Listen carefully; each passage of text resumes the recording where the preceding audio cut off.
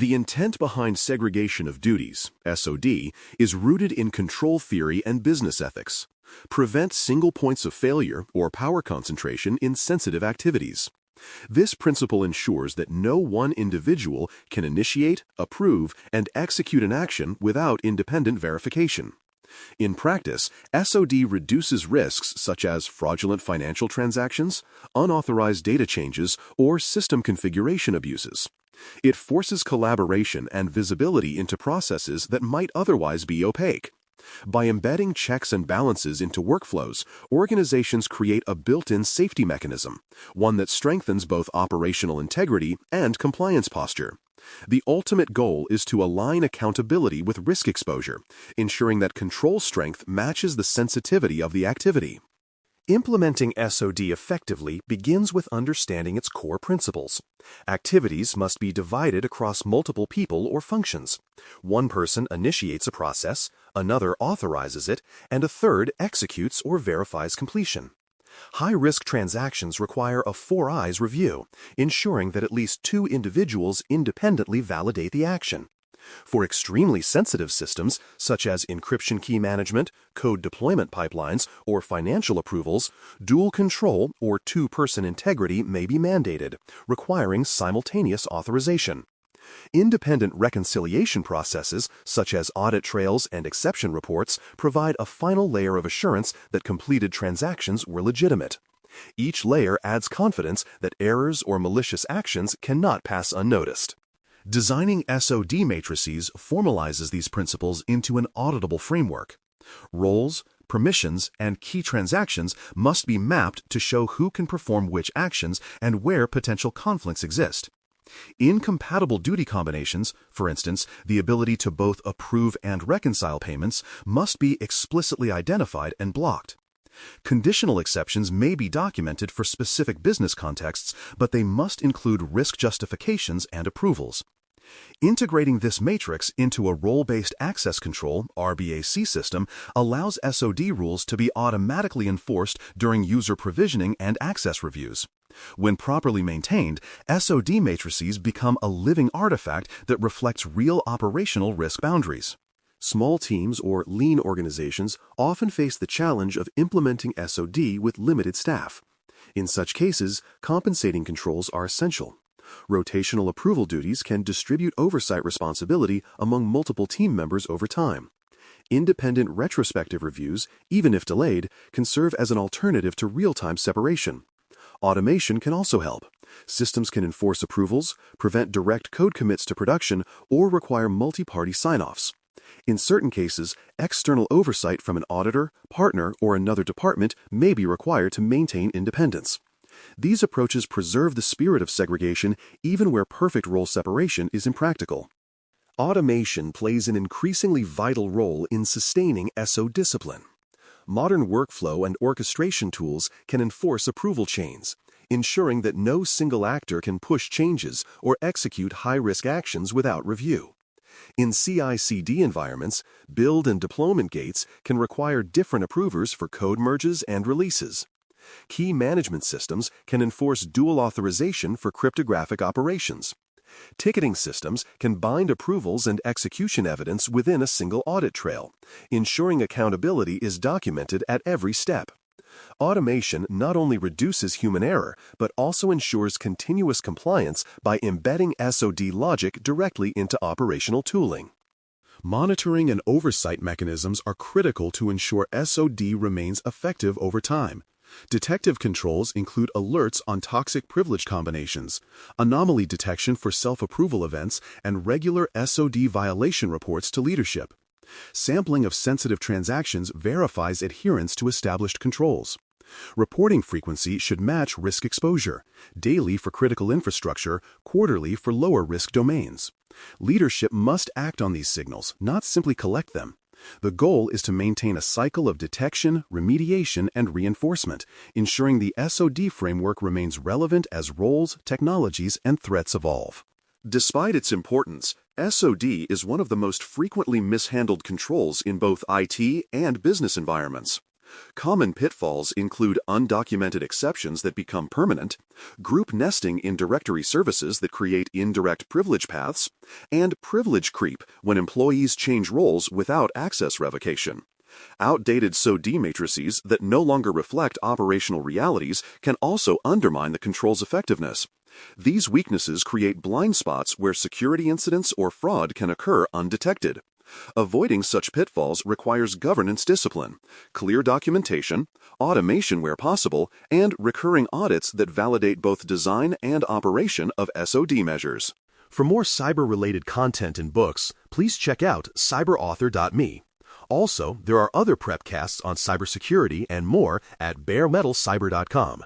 Control A.5.4 complements segregation of duties by defining the management responsibilities that make such structural safeguards effective in practice. Managers serve as the custodians of compliance within their areas of control. Their mandate is to ensure that all security responsibilities assigned to their teams are executed faithfully and that policies, including those on segregation of duties, are actively enforced. Beyond administration, managers must set the tone for security culture, modeling compliant behavior, addressing conflicts of interest, and ensuring that accountability is never ambiguous. They act as both facilitators and enforcers, allocating resources where controls need reinforcement and escalating risks when constraints prevent effective implementation. To operationalize these expectations, management responsibilities must be embedded directly into job roles. Security accountability cannot live in documentation alone. It must be part of each manager's daily function. Job descriptions should explicitly state the security duties associated with the role, such as authorizing access, approving exceptions, or reviewing incidents. Performance objectives and KPIs should reflect these obligations, tying managerial performance to security outcomes. Onboarding and training for new managers must include a thorough review of these responsibilities, ensuring awareness of both expectations and consequences for neglect. Periodic attestations reaffirm understanding and keep accountability visible over time, reinforcing the link between management performance and ISMS effectiveness. Onboarding and training for new managers must include a thorough review of these responsibilities, ensuring awareness of both expectations and consequences for neglect. Periodic attestations reaffirm understanding and keep accountability visible over time, reinforcing the link between management performance and ISMS effectiveness. Strong oversight mechanisms help supervisors maintain continuous control over how their teams execute ISMS requirements. This oversight includes reviewing and approving access requests, ensuring that SOD violations are caught before access is granted. Managers are also responsible for validating that staff have completed mandatory training and hold the necessary competence for their roles. They must confirm that incidents and near misses are promptly reported, properly investigated, and escalated when required. Regular sign-offs on exception logs and nonconformity reports keep leaders informed and engaged. By embedding structured oversight into routine management practices, organizations maintain a layer of defense that reinforces both operational discipline and cultural accountability. When policy violations or SOD failures occur, managers play a key role in corrective action. Responses must be proportionate, balancing accountability with learning. For individual noncompliance, disciplinary procedures may apply under HR governance, but the manager must also initiate a root cause review to determine whether systemic or process-level weaknesses contributed. For example, repeated SOD breaches might indicate role misalignment rather than intentional neglect. Managers must ensure incompatible privileges are revoked swiftly and compensating measures are applied until remediation is complete. Closure documentation should include an assessment of residual risk and a verification step confirming that corrective actions are sustainable. This structured response transforms violations into learning opportunities that strengthen the ISMS. Auditors assessing compliance with A.5.3 and A.5.4 look for a broad range of evidence artifacts that prove both structural and operational enforcement. For A.5.3, these include the SOD matrix, documented toxic combination rules, and approvals for exceptions.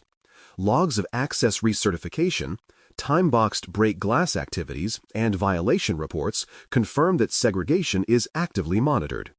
For A.5.4, evidence includes manager attestations verifying that team responsibilities are being fulfilled, records of training completion, and reports demonstrating review of incidents and exceptions.